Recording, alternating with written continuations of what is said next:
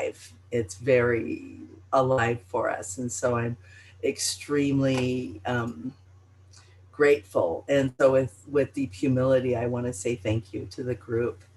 So just welcome a little bit. I will dive right in to what our conversation is. So I am a descendant of the African American loggers that came to Maxville, Oregon in 1923.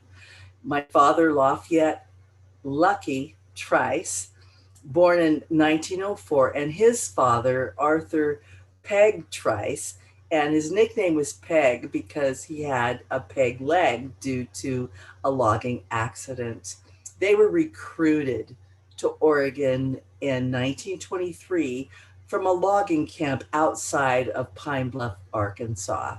They lived there with my grandmother, aunts, uncles, and most would later reside and work at Maxville and or live in the town of La Grande that had a bigger Black population, not segregated like Maxville, but it included a blacksmith, Black restaurant, churches. In fact, the Board Memorial Baptist Church had logging family ties with its deacons and speakers being elders of loggers from Maxville.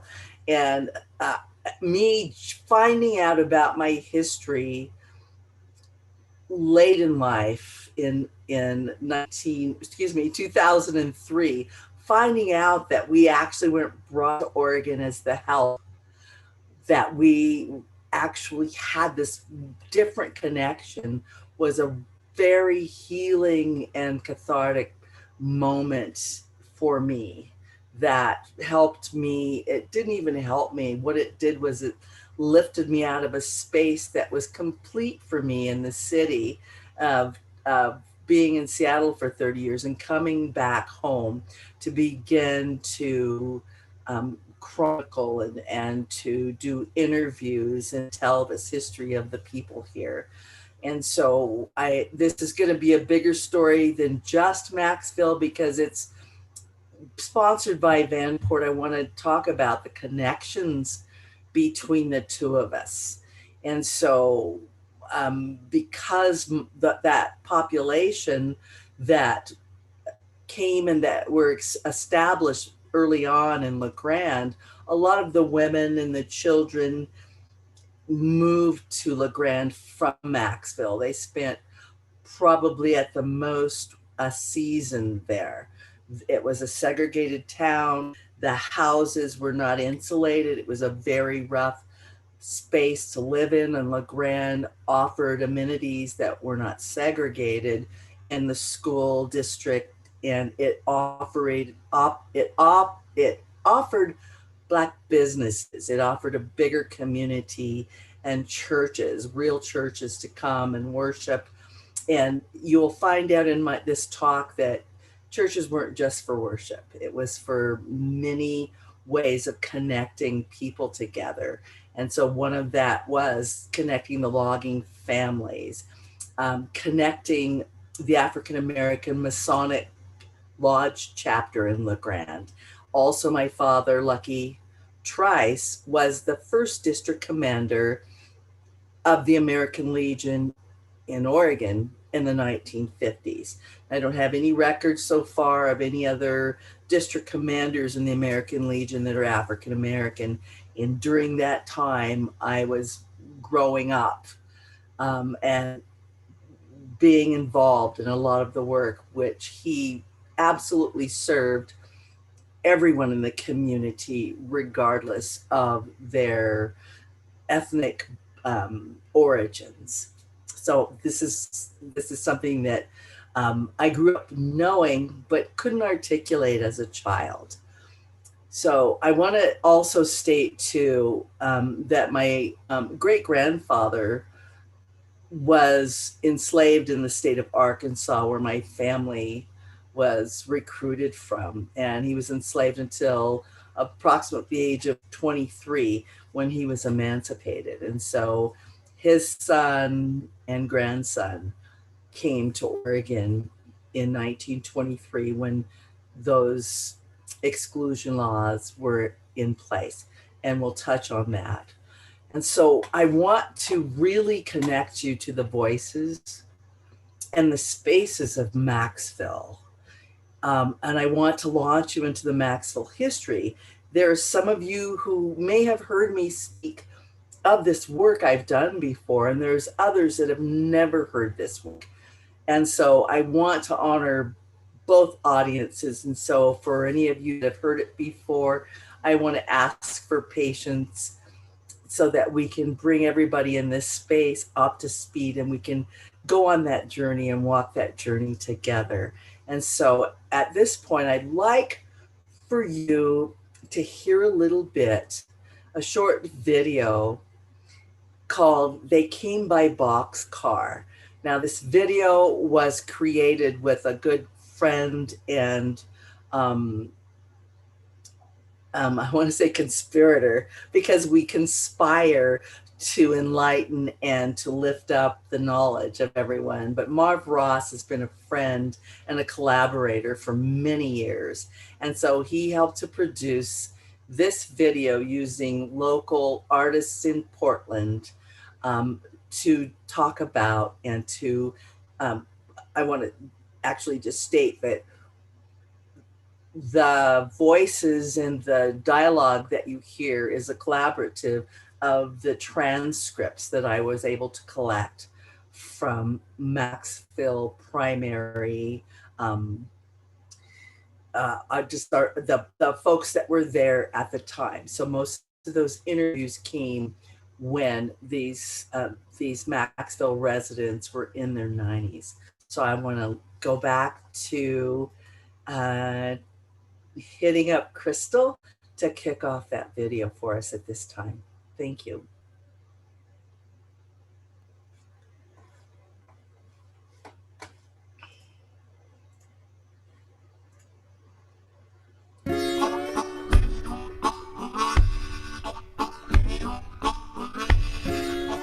My name is Bob Baggett, Hosea Lowry, Lafayette Lucky Trice, Odell Sassonet, Julius Coleman, Esther Wilfong, Joe Paul Pat Patterson, Old Doc Gregory, Vivian Anderson, Saritha May, Ruby Sassonet, Ellen Torrance, Maddie Langsford, Ella Trice, Marion Hawthorne. I am not a ghost or an apparition. I'm a story. I'm a town called Maxville.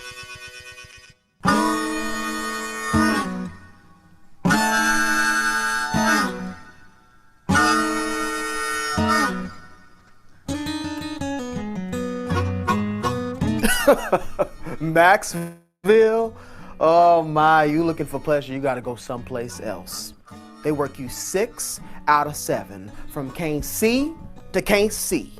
Leave in the pitch dark, get home in the pitch dark. Hard work, falling trees with a 2-man crosscut. We used to call them misery whips. I was partnered with Odell my first day. Man, he rode me without mercy. Used to call me green stuff. Say, hey, green stuff, you gotta stop riding that saw. You keep pushing, but you gotta learn to just pull. This here misery whip lives up to its name every time you push it, son.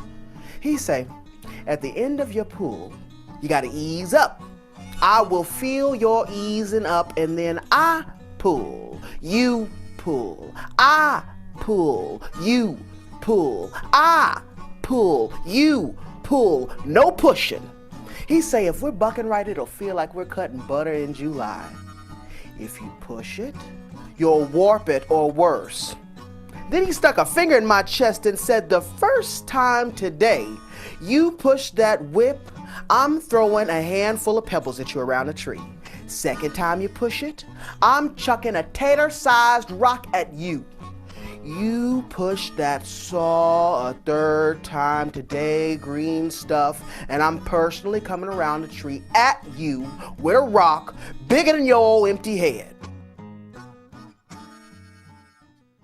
I sure do miss Odell.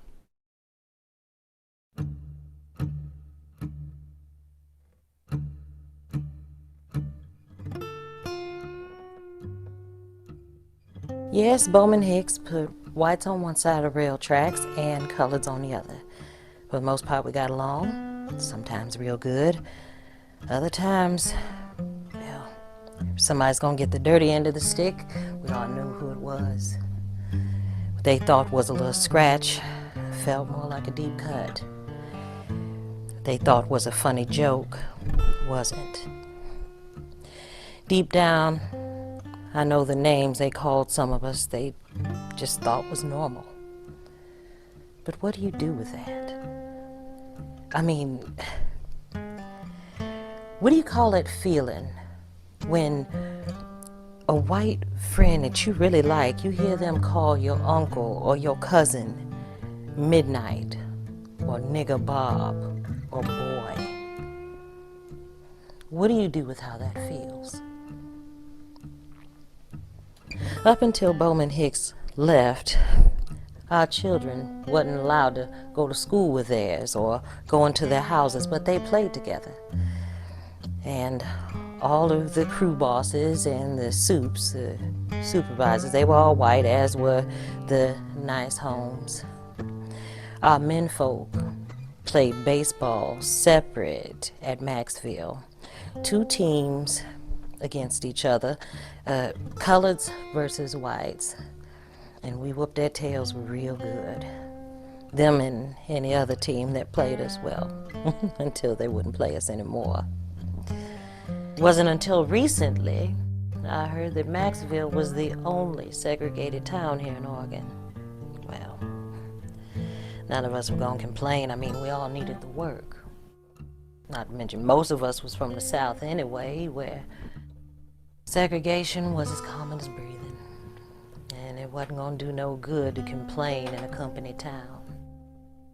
I mean, I never thought to complain. When you're standing out in the pouring rain all your life, it never occurs to you to complain about getting wet.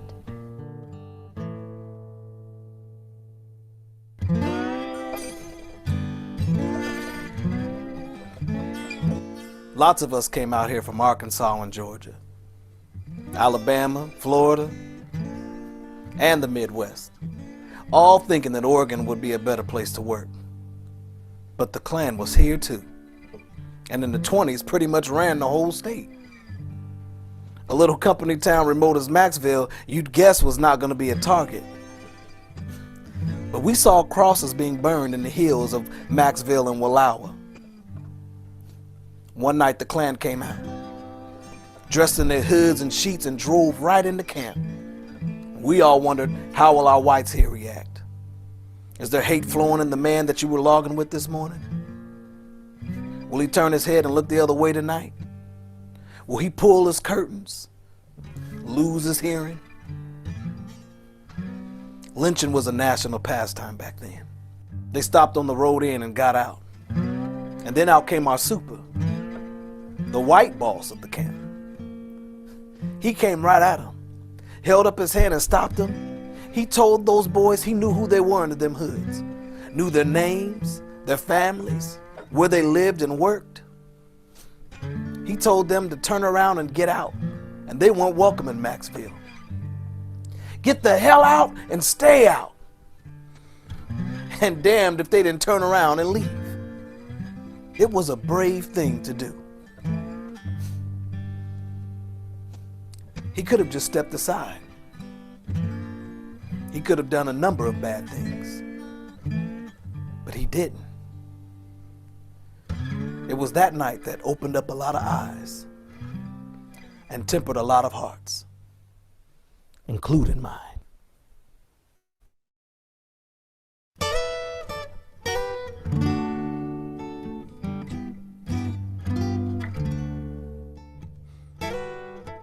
Maxville was just thin pickings. Even the houses weren't proper houses, just shy of being shacks, really, built to fit on flatbed cars right on the tracks so they could move them to where the logging was. One door, one window, one room with a stovepipe hole out the side.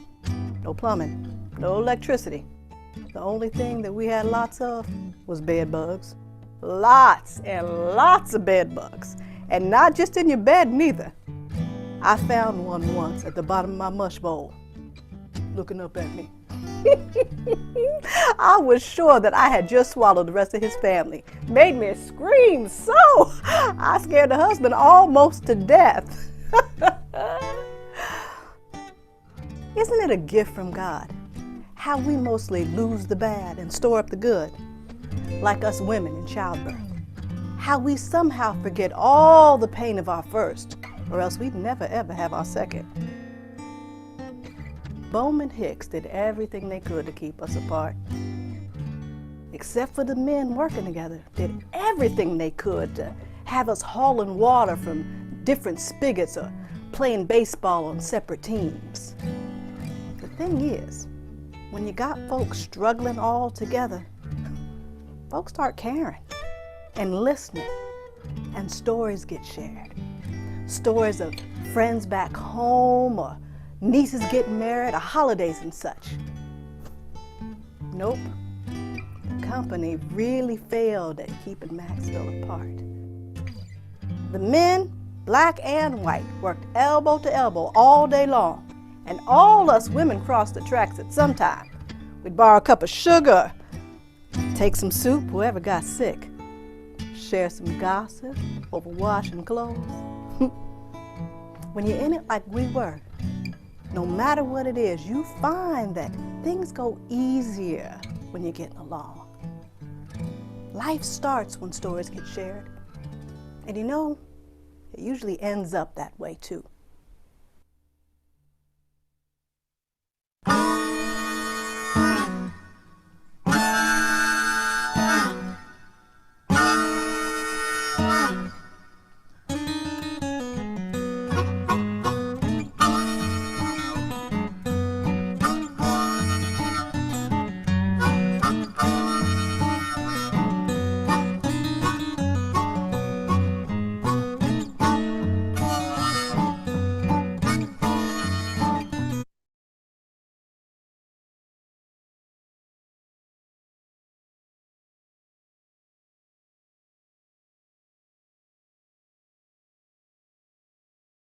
Sorry, I have to remember to unmute myself. So thank you so much for being part of um, this piece that we put together. It's meaningful and Hey, it helps us to share that message. hey, Gwen, we can't see you right now. Ooh,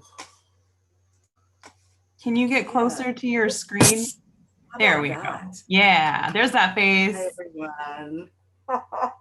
Thank you for patience. All right, so I'm gonna just jump right into my PowerPoint to talk, just to show you some more images. I wanted to set the tone for the work that we've done and that we're working toward. And this is such a great example of Maxville heritage, the people that have been a part of this work, and truly the voices. It's really our legacy.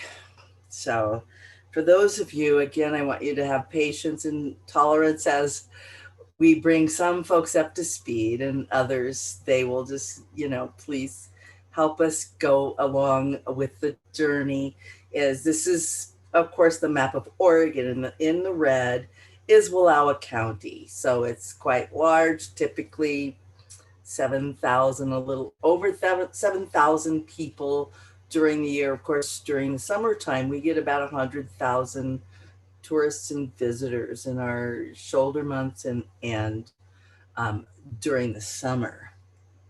So I want to talk a bit about Maxville. My family came there in 1923. My dad and my grandfather came by boxcart, and this is part of the U.S. Constitution. The 15th Amendment reads, Section 1, the right of citizens of the United States to vote shall not be denied or abridged by the United States or by any state on account of race, color, or previous condition of servitude. Section 2 reads, the Congress shall have power to enforce this article by appropriate legislation. Oregon is the only state in the Union that joined the United States with their own constitution in place. And this was in place and it was not taken off the record for constitution. It doesn't mean that things were not followed, but it was taken off at the end of 1926. But Oregon's constitution reads that no free Negro or mulatto, so those terms for us are not appropriate anymore, not residing in this state at the time of the adoption of this constitution shall come, reside, or be within the state, or hold any real estate, or make any contracts, or maintain any suit therein.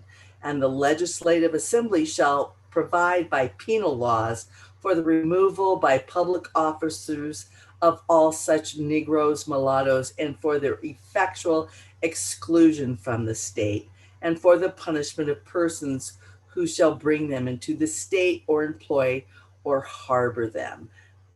And this was and has imprinted itself on how Oregon operates and does business and excludes people. And I'm so grateful to be a part of a mechanism that helps to sort of clear that constitution more to our countries. So I just have a couple of images. This is the KKK in Ashland. In Wallowa, they had 200 marchers. LeGrand was a huge hub for the Klan. And so the KKK, the Ku Klux Klan, was very strong in Oregon, and it was the biggest social club in the state. So the women were very powerful in that movement, and the kids were not excluded. There were, the Ku Klux Klan for kids too. It was indoctrinated in that movement, in that social movement. Governor Pierce is from LeGrand, where I was born and raised, and his funding to be the governor was funded largely in part by that social group. Maxville was around from 1923 to 1933. So it was a segregated town in Oregon, 2 schools, 2 baseball teams, and the schools that combined, once the company that was a Southern company, it had holdings in the South and the Midwest, the Bowman Hicks Lumber Company, when they moved out, those schools were combined. And I'm grateful to tell you that I interviewed the teacher that taught those kids in the same school. She was 97 when I interviewed her. And I'm so grateful that she shared that. She said, we called it international. And she told the students that no one is better or less than the other student. So there were a lot of Blacks that relocated to Wallowa. They were still located and segregated along by the railroad tracks. Others migrated to LeGrand, Portland, Vancouver, the shipyards, California, and other points beyond. Vernonia, just as I mentioned, was another segregated logging community that had a Filipino quarter, an African-American quarter, as well as a Japanese quarter in that space.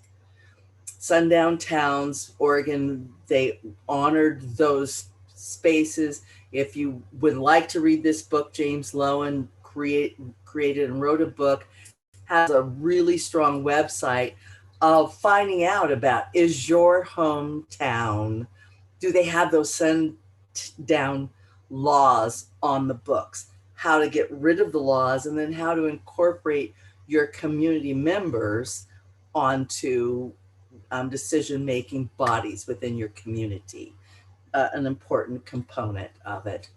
The Green Book was a really strong component of telling our history through travel. A lot of people, regardless of culture, had the ability to own vehicles and to travel. For African American people, it could be a matter of life and death how we traveled. And so this book was created by a postman for us to travel throughout the United States.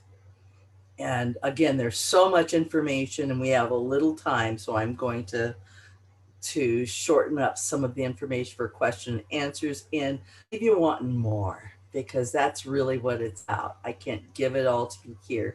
We'd be here for a week or two. So this is created by I believe it's South Carolina, their university, 1956 Green Book listings. Look at how many Green Book listings for Esso gas stations are in our region. And so truly we had to look at where we could stay, get gas, all of those things. And that book offered safe spaces. I'm going to go kind of past how would you get there for question and answers. Refuge, people found refuge in multiple places. The Bard Memorial Baptist Church, where I grew up with my family, with the deacons and the folks that from the logging industry. This is that building that still exists, but it exists today as a multicultural logging. It's a multicultural church, and everyone is welcome. Vital non-listed tourist refuge, my father's residence in La Grande, it was really key for that space. We weren't in the Green Book, but as a child, I remember people coming to our house often to ask safe passage, travel routes, places to eat, places to avoid, and for people to connect to, and churches were a big part of that along the routes. He was also the district commander for the American Legion Post, which I mentioned, and part of the Masonic Hall, the Masonic Lodge. So I'm just passing through. This is one of the company photos of the loggers at Maxville. Examples of the white housing, and they weren't all exactly the same. But this was the Black community, and if you'll look up front, this was the Black church, or excuse me, the Black school. And these were constructed on flatbed rail cars. The Maxville School. This is the original picture that I started the Maxville Interpretive Center with. I started out with this photo. And Ray Puckett was, the little kid in front was 97 when he started contacting me and saying he was following my work and came from Arkansas with his family. Just some pictures of train logging, horse logging, decking the logs. It's easier to move those logs in the wintertime. Neighbors that would come together, and a baseball field photo that we will be doing some work with.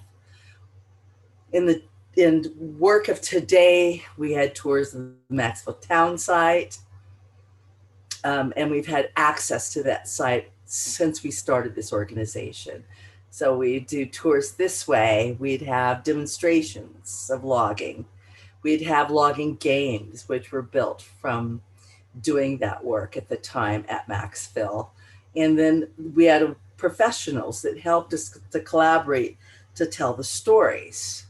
Marv Ross again wrote a musical play that we are shopping around Oregon to tell that story, and we have some great forward momentum there. So with the Smithsonian, we are bringing that historical data current, one story at a time. We're documenting and including multicultural contribution, telling the American narrative with the inclusion of all of us in the story. Presentation invitations to affiliates from the National Association of African American Museums. I have now a National Interpretive Guide certificate from the Smithsonian and the National Trust of Historic Preservation because there's not enough trained interpretive guides across the United States. Also, the 2021 article highlighting Maxville.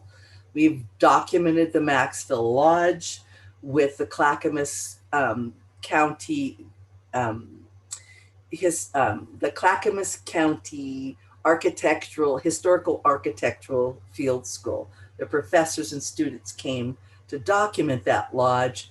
Now we've tagged and dismantled it, and it's going to be prepared to come back for us owning that site. We do student tours of local culture from colleges, from K through 12, and around the state and out of state. At this point, it's growing. Archaeology of the site, with the support of our professors locally in our backyard at Eastern Oregon University, and we're working with other universities and colleges to make that a more robust program. And we have partnerships with our annual Maxville Gathering. And so we have this program because of the result of the work. We're purchasing 240 acres. That includes the full Maxville town site of 96 acres and the surrounding forested acres and the original Maxville dump site from that township. And we're excited to be able to use and facilitate that space as an ownership of having a space that my father couldn't own and was here by law illegally, and have it be owned by an organization that can have a brave space available to share opportunities for all of us. Again, it's our American narrative, it's our American space, and we want to lift up all of us to help to tell this story. So with that, I'd like to show just a small, just 3.5 minutes, right around there, and we'll go right in to our question and answer session. I know you've got a lot of questions coming up, so put them in the chat, and I will leave Crystal to kicking off that honorary program short video. Thank you so much.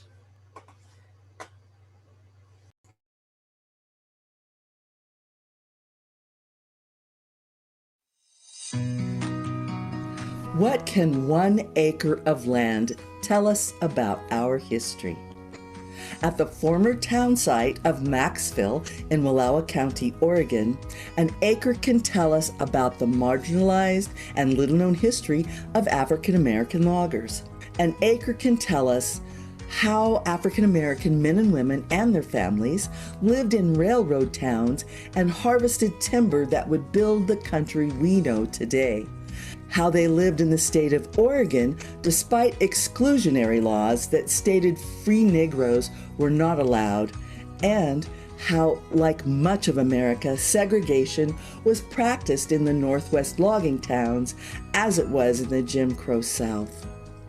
An acre of wilderness can tell us how it wasn't wilderness once, but a bustling town of 400 people, African American loggers and their families, who are part of the fabric of the American West's little understood logging culture and were part of a larger population of white and Greek logging families.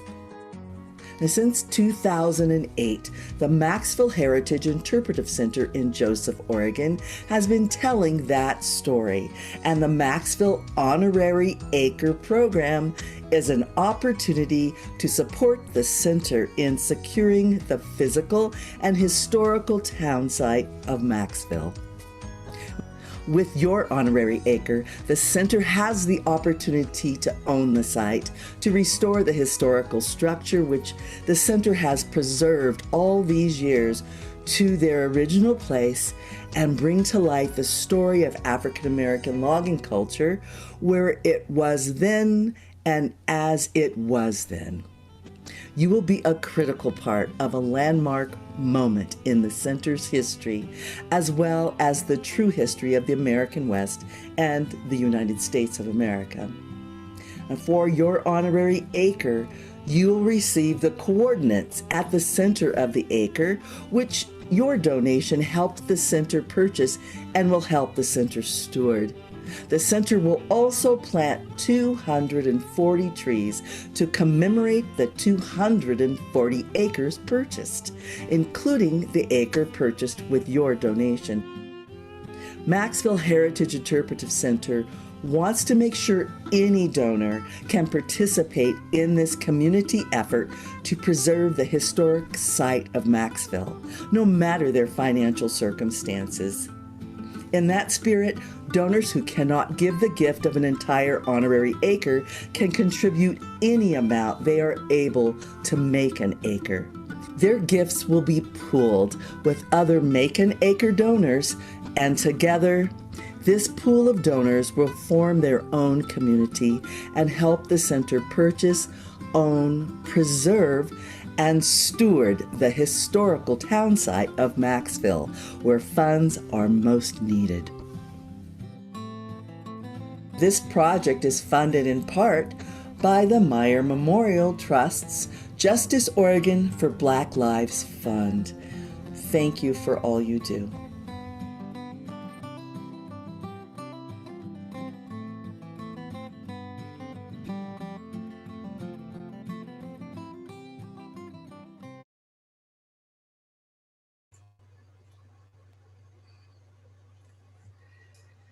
Thank you so much, Gwen, for taking us through that and sharing these videos with us tonight.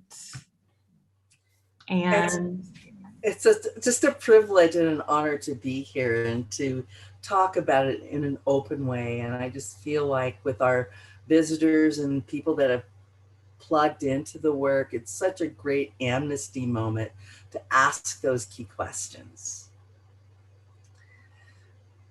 absolutely. Well, let's go ahead and get into some Q&A with everyone. I'm going to tinker with our super secret security settings and allow people to unmute themselves and start their video. If you would like, that is now within your ability to do. So feel free to turn on your video and show us your face and say hi if you would like. And if you have a question, just raise your hand visibly or using the little reaction emoji in Zoom, and we'll call on you and get you to state your question and help kick us off with a discussion. Do we have anybody that really wants to go first? I see some great faces. Hi, everyone. Okay. Well, I can go ahead and get us kicked off. I believe we have something in the chat from Heather.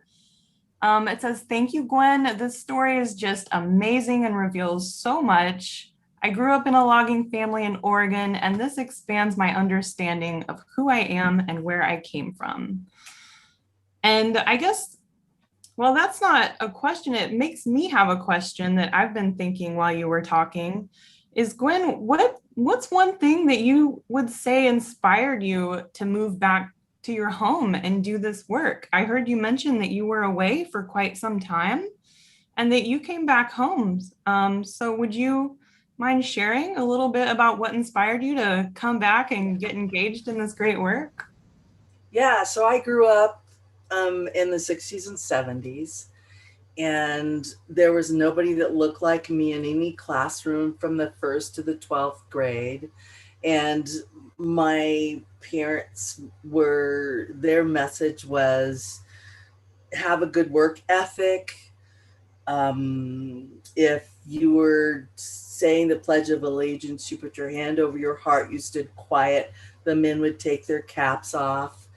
And it was just really, have that good work ethic, don't lie, do these key things. They never said anything about having power in my Blackness and any of that. It was all about just that connection of our spirits and our hearts to the land. My dad was a huge conservationists in this area and made a lot of connections that way. And we all did janitor work. So my grandma, my aunties, my mom, that was the first work I did as a young kid in grade school, as I'd go to my mom and help her clean the buildings. And in my mind's eye, I would think, well, so we were brought here to be the help. And for me, I didn't want to do that. They didn't have any shame in it, but for me, I wanted more for me. And I felt it in my spirit with what was happening in the world, that there was something that I was supposed to do that was different, and I didn't know what it was. And so when I found out that my dad and his family were recruited at a time where we weren't supposed to be here, it was like, why didn't anybody tell me? That it built a certain component of me, that it built that component in me that let me know that I actually really belonged here from the beginning. And I know that we haven't done our acknowledgement of the tribes, the indigenous people, but that's part of it too. My dad always honored the indigenous groups and the indigenous people of the community that we came in. So I always had a strong understanding and a learning of them. And so that to me was powerful medicine for me to come back home and to tell the history with our inclusion from the indigenous people before we all showed up to where we are today, and to keep that American narrative with all of us included. Wow, thank you. Thank you so much, Gwen. I see that we have, Lisa, I saw that you just unmuted yourself. Do you have a question that you'd like to ask? Oh, thank you. And sorry, my video, which has been working all day long, has just decided not to work. Don't know why. But Gwen, hi everyone, this is Lisa Arkin from Beyond Toxics, and it's just a delight to be here tonight and to acknowledge the fantastic and very important, impactful work Gwen is doing to bring this history to light and to make it living history, really. So in addition to thanks, I was just interested in whether anyone you interviewed mentioned interactions with the Native American tribes that were living in that part of Oregon at that time, or was there even more pronounced segregation so that there wasn't any interaction? Thanks for your answer. So I have heard lots of stories. I live in Nez Perce country, and the Confederated Tribes of the Umatilla that include the Cayuse, the Walla Walla, and the Nez Perce. And forgive if I have not included all of those tribes, but the stories that I grew up hearing were my dad and his brother's relationship to the tribes and fisheries. My dad was on the Marine Board, head of the Steelheaders and Sportsmen Fishermen Association later on. But there were stories, I know that he went to Celilo Falls before it was filled, and he fished and had relationships with the tribes. There was a story that he and his brother George would fish with the tribe. They would net fish, and that the tribe would give them wigs and hats to wear. So then when the white people would come around to take pictures of the tribes, that they would have the wigs and hats on, and they would take pictures together, which I just love, just the idea of them coming together. And that Uncle George he imbibed a bit, and on occasion he might fall in and they'd have to net him out. But I just remember stories of that. And then after Dad passed and I started doing this work, Mom would say, "Oh, I remember I went with your dad, and they'd stick these poles," she didn't have a great way of explaining it, "in the water, and they'd pull out these really big fish," right? And so we had a walk-in meat locker built on the side of our house. So we had deer and elk, and all the kids were involved in the process of those. And so those are the stories that I recall that are they bring comfort. And I know that there's other connections, there's some other documentations that we just have to dig in, because a lot of these people have been gone. The interviews I've done, they were in their 90s a few years ago, and so a lot of those are gone, and it's just that process of bringing that in. Thank you for those wonderful memories and sharing those. Wow. Thanks for the question, Lisa. We've got two people in the stack so far. First is Lauren and then Kelly. Lauren, would you like to unmute yourself and speak?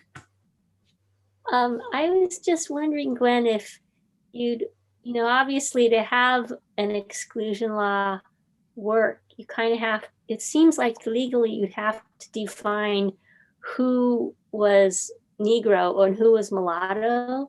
Like I know in other states, they actually had very complicated, like ancestry or blood quantum regulations that made it so you could enforce that. And in Oregon, I've never heard of anybody actually saying how we're defining who is this. And the reason I'm interested is that I have ancestors who were mixed race who came here to Oregon in the 1860s, and they were part African, but they seem to have just, I guess, somehow fit in. So I don't, and they were in around Baker City, so near to you. I just wondered if you ran into anything like that. That's really a great question, and it's extremely complicated in some ways, because Oregon's laws go back a long way, and for well before it was really designed to be a white utopia. And so before they joined this union, and I know that at one point, unless there were papers on you by the white people you were traveling with saying that you were property, that it was illegal as well to travel along the Oregon Trail. And so when you say that they fit in at a certain time, I think that, again, it's more about digging in and looking at the documentation of people. And I don't come before you with all the answers, but what I love about this conversation is we have more questions that should be answered. One of the people I work with that talk about why are there so few Black people in Oregon is Walida Iramishi, and she is head of the African Studies at PSU that we're beginning to work with in more detail. And when I met her, she didn't know anything about Maxville, and after we shared more information, she added that to that tale, that it's not a tale, she added that to her documentation of that experience. And so there's other people that will be able to answer that in more detail, but really that's part of the legacy of the United States of figuring out, like, who's mulatto is a derogatory term for part African American, right? And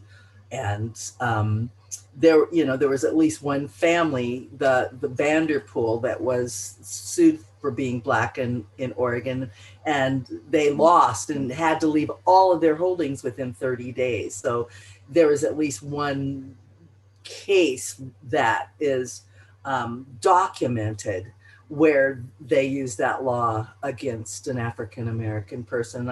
I suspect there's folks on the line here, and I'm looking at Mr. Washington, that you could probably be more specific in answering that. Can I call upon you to expound more on what I'm talking about? Can I coerce you into opening up a little bit, please?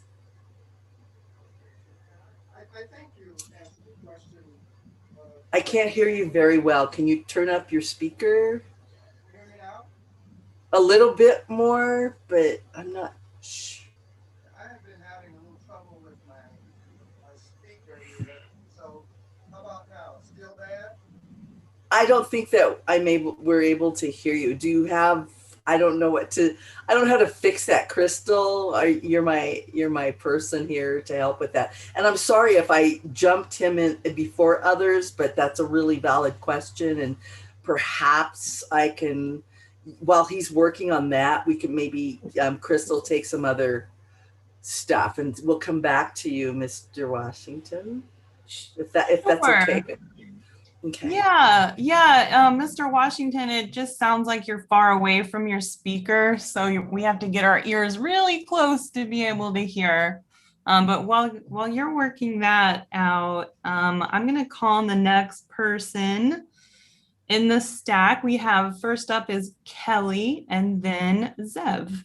Kelly, would you like to unmute and ask your question? Yes. Hi, Gwen. Hi, everyone. And actually, Mr. Washington, while I have the microphone, I put this in the chat too, but I had this issue really bad for a while with my Zoom and solved it by going to the preferences under zoom.us and then turning up the input volume. I don't know if anyone else has had this issue, but that helped me. So my question is kind of about this move that you make so well, Gwen, with Maxville Heritage, and that I think Vanport Mosaic does really beautifully too, of using the history to look at our present and to kind of dream forward into our lives.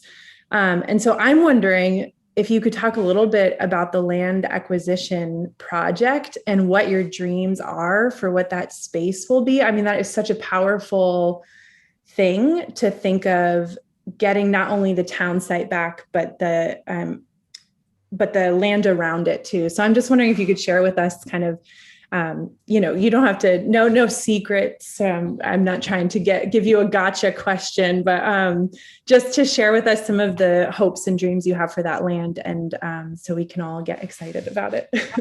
Absolutely. Maxville Heritage Interpretive Center is not a quote Black organization.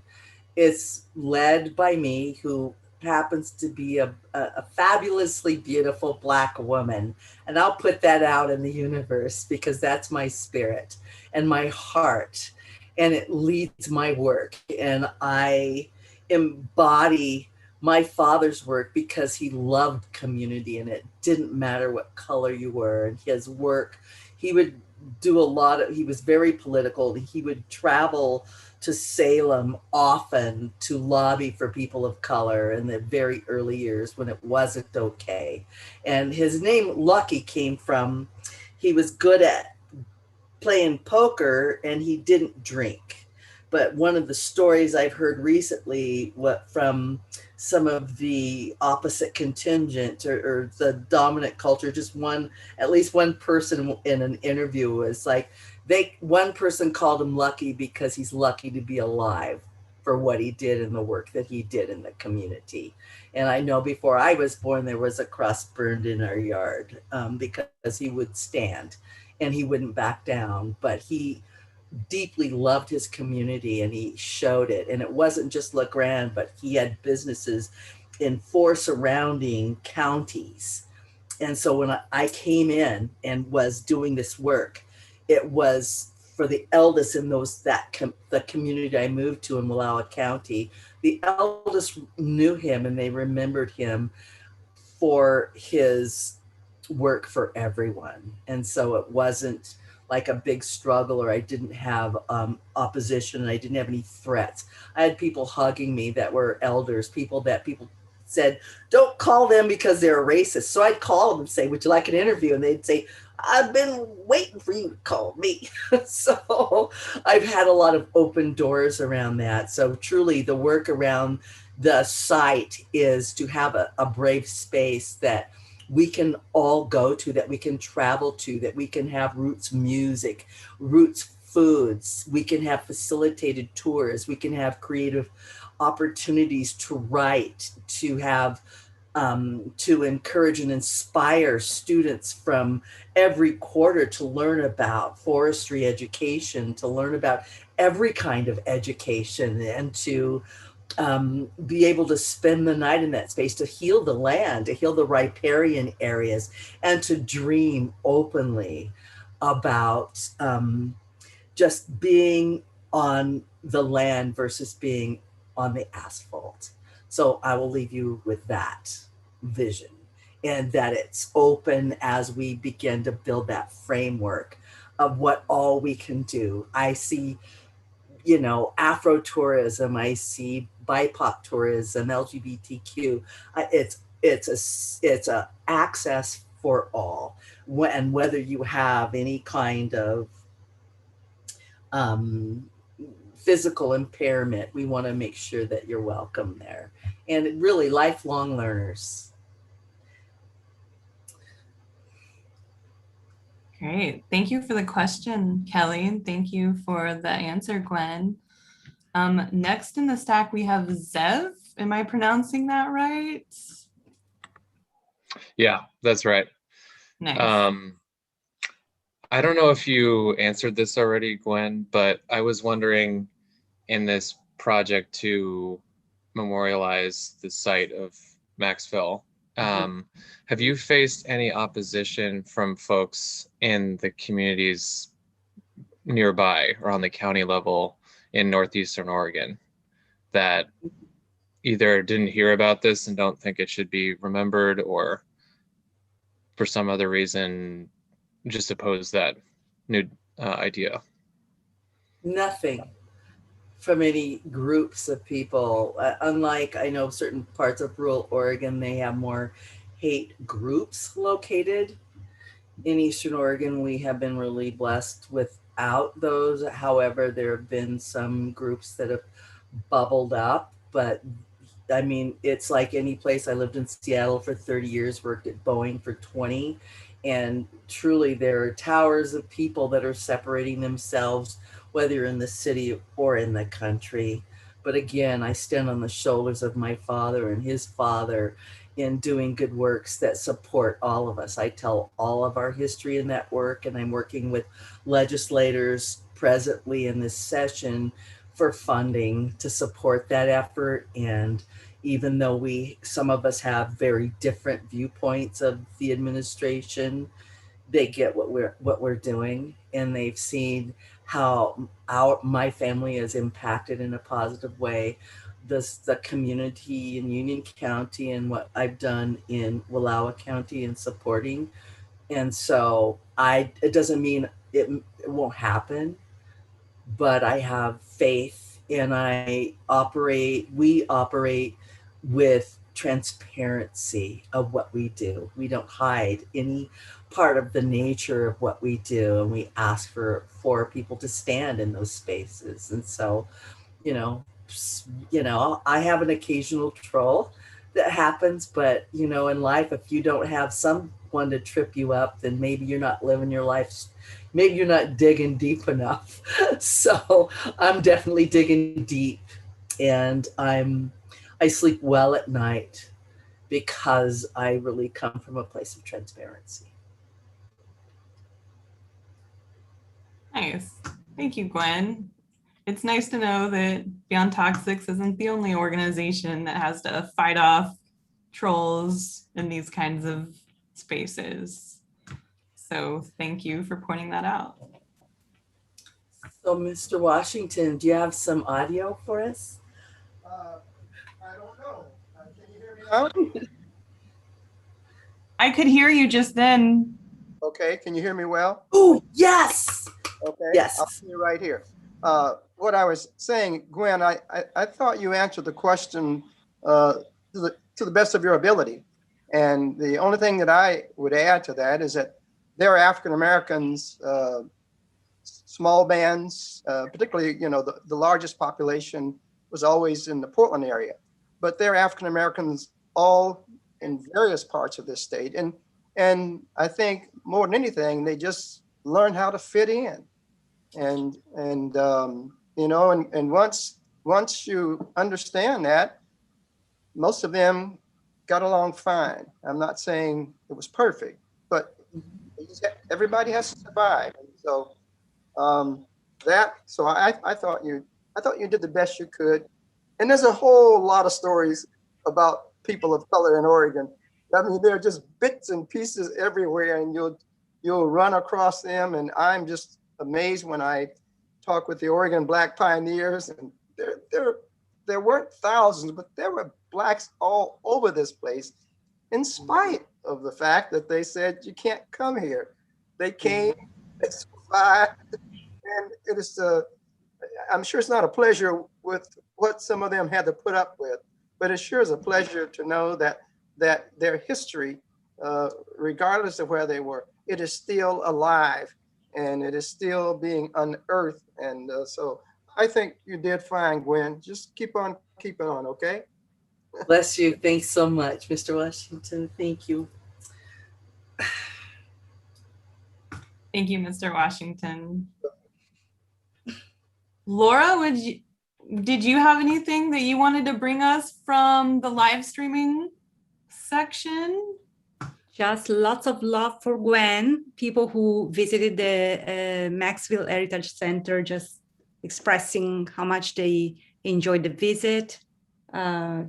Not questions, just lots of love and interest. Awesome. Thank you. And thank you for setting up the live stream with us, Laura. I really appreciate you very much. This is Mr. Washington. Can you still hear me? I can. Can I just say something to Gwen? You know, Gwen, the history of Maxville is so interesting. I had never heard of Maxville. And there's other stories. I mean, a lot of people don't know that over in Pendleton, Oregon, back in the 40s, there was an all Black military group. I mean, there's these bits and pieces, but I didn't know anything about African Americans in Maxville. My first look into it was when Amos Marsh, back in 1956, when I graduated from high school.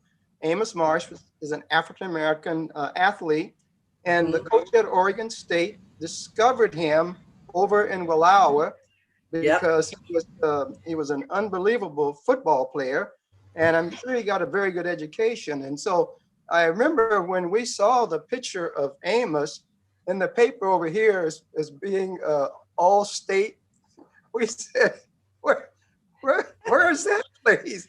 Nobody had ever heard of it, but Amos did such a good job in school, and he was an excellent athlete, that he came to Oregon State and he eventually was drafted by the Dallas Cowboys. I mean, he was that good. And so it's so very interesting when we saw the picture, and we would always kid Amos when we run into him, where are you from? And he says, over. Yes,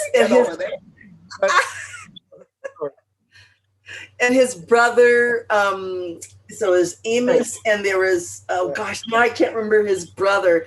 His brother's in The Logger's Daughter, and he got drafted by the Detroit Lions. And so they were exemplary athletes, but what you're finding out is like Helen Driggins Laws came out of Enterprise, right? And there are some really noteworthy folks that went on to, not just in sports, but in education. They were the first in going out to other states. There's Esther Wilfong Jr. was the first African-American, I believe, teacher in the Seattle-Tacoma area. And his family, his mom and dad, and his dad was a deacon. I knew his dad when I was a little kid growing up. And so there's so much.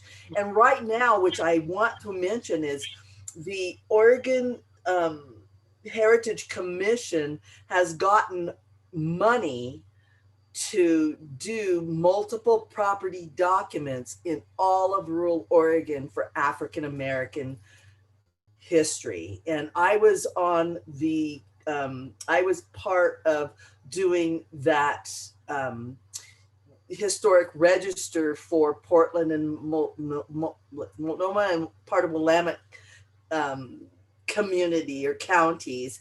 And so we're slowly, and that one took 20 years. So the fact that we're getting together and talking about it now, and a lot of our elders are gone, this is super important for getting all of rural Oregon's multiple properties documented, the houses, the churches, the spaces that we live in, the last voices. My mom is 94 and living in the house I grew up in LeGrand, and she's thriving, but she's also 94. So this is critical work for all of us to be documenting and getting on that official record that people from here on out can read, because it will be in the historic register.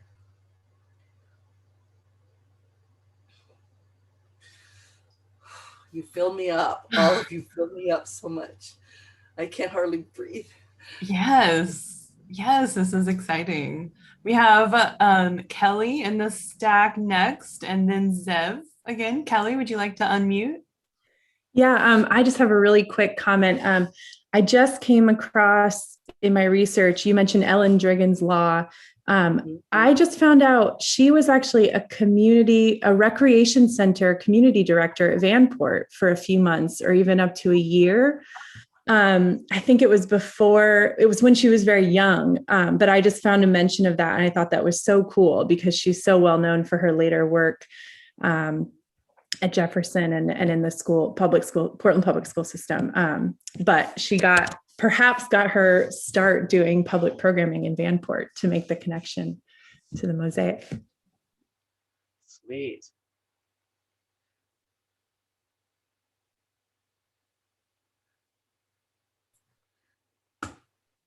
Oh, okay, thank you.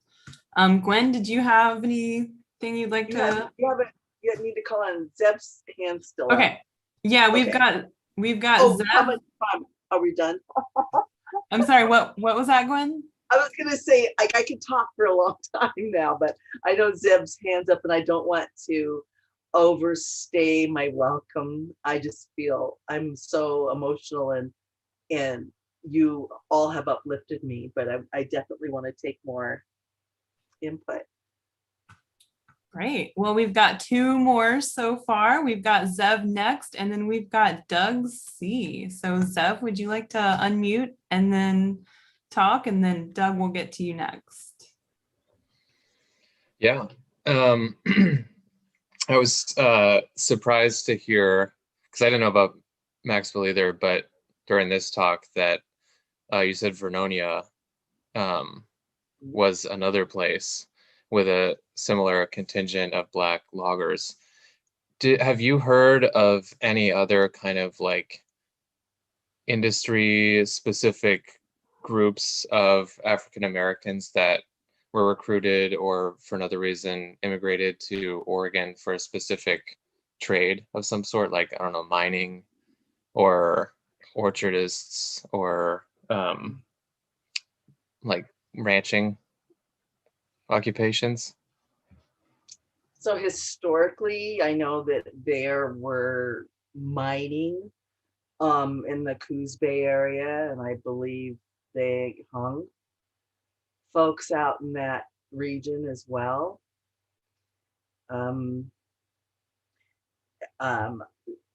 It comes up because our focus is the timber culture. We keep our minds open and listen to the other documented folks. So they come in different parts of the world, and I'm sure that farming has been a part of that. I know that there's been some coal mining. I know my dad had a coal business because they had a coal furnace cleaning business, but I think that that's also been touched upon for the African American. I know I've heard that Quincy, which is not really existing, had African American folks in that timber environment. In Mabel, Oregon, it's a town that used to exist. It was mostly Japanese timber. There's so many aspects, and I just want to say I'm not here to tell everyone else's story, but we have set up a platform so that people from their groups can share their history, because it's I feel like I'm responsible for setting up a platform, but when I talk to communities of Greek and Japanese and Chinese and Filipino and Guamanian and Hawaiian, I want folks and indigenous folks that tell their own history inside of this framework, because again, we're building that American narrative, and by telling all the perspectives, then we hear more of the truth of the story. So I do know that there are other industries. I'm working with folks right now with other universities, again, that have the expertise, and I'm not the expert in those spaces. So no, I can't give you more than that. Oh, except I can tell you that the Black pioneers are honoring during Vanport Mosaic the memorial for the African American that was hung there in their community. So I want to honor that. Thank you, Gwen. Doug C., would you like to unmute and ask your question? Yeah, I'm just wondering, it looks like a very pretty area. You got some water around there. Is that a river or a lake that was in those aerial views of the Maxville site? It's a retention pond from the logging Maxville days. Oh, it's still there. Is that water? And there's a creek that goes to it. It's drawn a lot of, I've seen blue heron in that space and other waterfowl, and that's part of one of our pieces, is not to just heal the sacred space, but to work with the indigenous populations that were here before all of us, and to really get a sense of what the land was like before we got here. Well, what I was imagining was maybe you have thought of this, of having a kind of an opportunity for youngsters to come and maybe stay, like camp out for a week, and then get involved in the history there and nature and some of the tribes that are in the local area. That's exactly what we're doing. Yes. Wonderful, wonderful. That's exactly what we're doing in that space, and what our goals and our plans. Our master plan includes all of the above, and we've had access to the site since 2009, and so we've brought kindergarten through grad students from around the state, as well as international students, to the space to talk about and explore all of those pieces. And so until we actually acquire it, we can't really do any of the plans of, one of the first things after we acquired is to get an archaeological, sorry, it's like I'm on the committee and I won't be able to vote on it, but to have it nominated for Historic Register for Archaeology. And we've already had the Oregon State, the commission there. They've already seen it and just were blown away by the richness of the space. And once we get that lodge back exactly where we took it from, then we will nominate that. Plus it will be eligible for nomination under a multiple properties document for Historic Register for African American sites in rural Oregon. There's so many ways to tag it over and over again and to provide opportunities for funding for education, K through 12, colleges, universities, any educational institutions, tours, lifelong learners, but have it done in a way that it's access for all of us. So yes, we're sitting, that's, if I were a hen, that's my big egg that I'm sitting on, and I'm nesting and I'm incubating in that space. So yes, it's our incubation space. One great experience or memory I have as a camp counselor, one of the YMCA camps It's still in existence, Camp Collins out in Oxbow Park.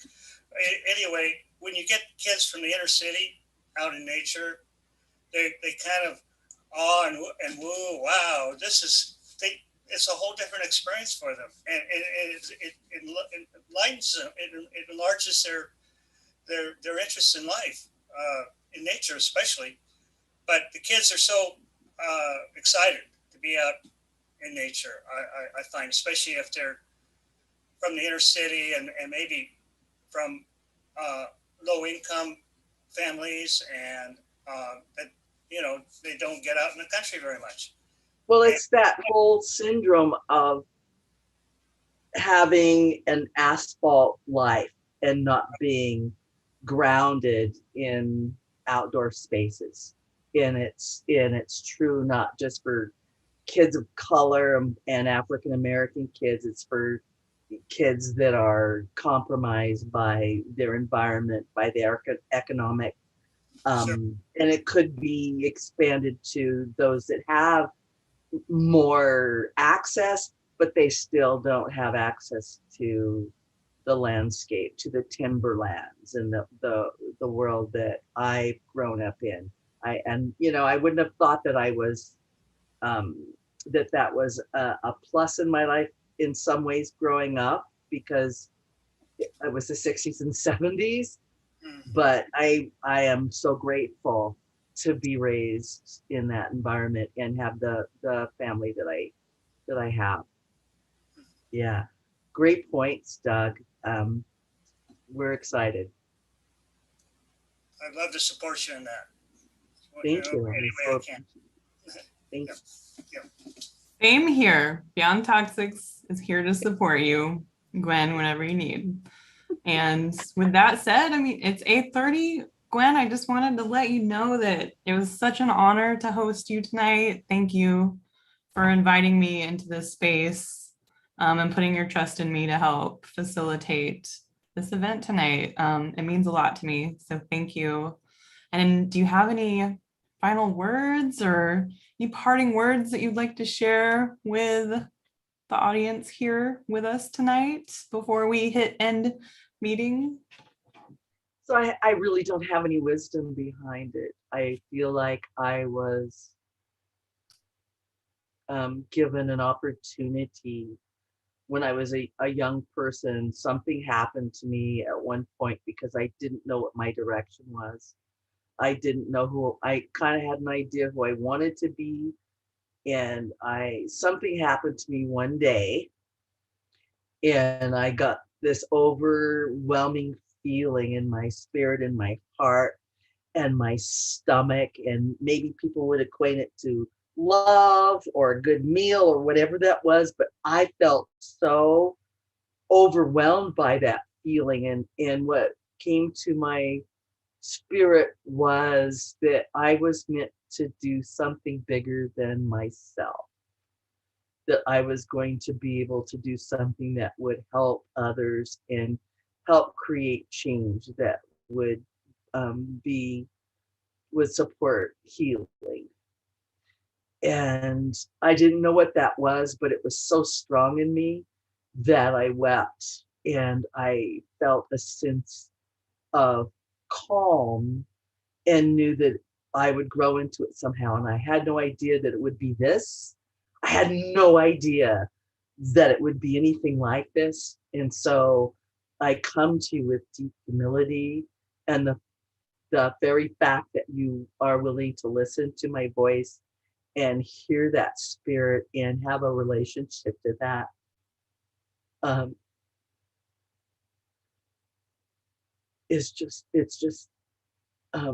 so grateful for all of you being in this space. I feel like I'm sharing my story with my extended family, that I'm not alone, that you're walking alongside me on this journey. So truly, I don't have any great words for you, except for I appreciate your voices and your spirit and your heart and your willingness to stand and to step into the space, wherever you come from, wherever you are right now. It's right where we're supposed to be to move forward. So That's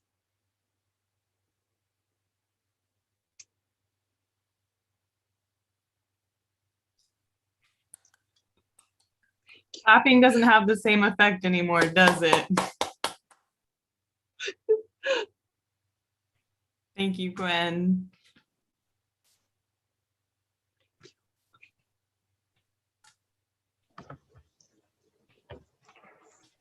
Would it be okay for me to just ask a follow-up question to what you were just saying? that's okay with I was me. I've got my host. Okay. Yes, please. I was just wondering, you said you worked at Boeing in Seattle before this Yeah. work? Yeah. Hmm. How, I mean, you talk about this like epiphany moment. It's in such a different kind of work. I mean, you're trying to organize like a historical site and a museum of sorts, educational setting, and before doing some kind of engineering, that seems like a wild change of pace for your life. No, it really wasn't. I got my job at Boeing when I was 19 years old. And so I left my hometown and I grew up. I got to work at the mighty Boeing company. I learned a lot. I got to go to the lower 48 and I was an instructional designer, created training, taught that training. I'd done a couple of trips to Cuba doing humanitarian aid. I went to Western Europe, and I came into myself because when I left LeGrand, I didn't want to be Black. I didn't want to be me. That's not the message that was given to me, and I didn't love me. And so it took my journeys to come into myself as a beautiful, spirited Black woman that's a rural Oregonian. And I lived there for a long time, and my connections run deep in the city, but they run deep because I didn't change who I was. And the friends that I made ultimately aligned with that, but they came from people from all over the world. And when I came into my own as a strong person and loved all of those pieces, I found out in 2003 that my dad was a logger. And so it was a natural progression for me coming from this world it was like, for me, leaving the city, coming back home was like a salmon coming back to its original riverbed to spawn. I had to go back. The color drained out of the city. Everything that meant something meant nothing anymore, that I had to come home and do this work, that it was my destiny, that it was my spirit and my heart. So that's the answer to that.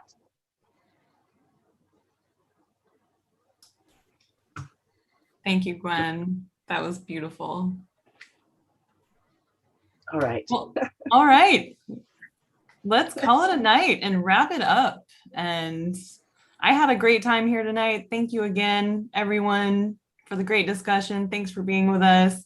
We'll post the recording on YouTube at some point in the coming week. You can check the Beyond Toxics or the Maxville Heritage YouTube channel. We haven't worked that out yet, but we did record, and that will be available. So again, thank you so much, Crystal, for knocking it out. Thank you, Mr. Washington. We are going to be talking. Thank you. All right. All right. Bye-bye. Okay. Good night, everyone. Be well.